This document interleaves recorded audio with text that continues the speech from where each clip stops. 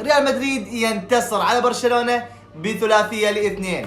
مباراة ممتعة، مباراة قمة، الكل استمتع صراحة بهالمباراة. برشلونة بدأ المباراة بهدف، وجاء الهدف عن طريق كريستنسن، وبعدها بدقائق قليلة ركلة جزاء للريال ليتعادل الريال من خلال فينيسيوس.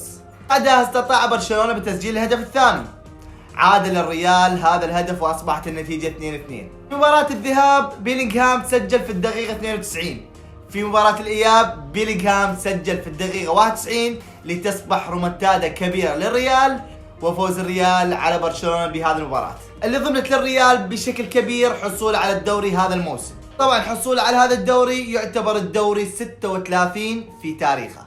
هناك لقطة جدلية في المباراة، وهذه الصورة كان عليها جدل كبير، ولكن طلعت كل القنوات وكل المحللين الحكام بأن قرار الحكم صحيح ولم تدخل الكرة للمرمى. تكون اللقطة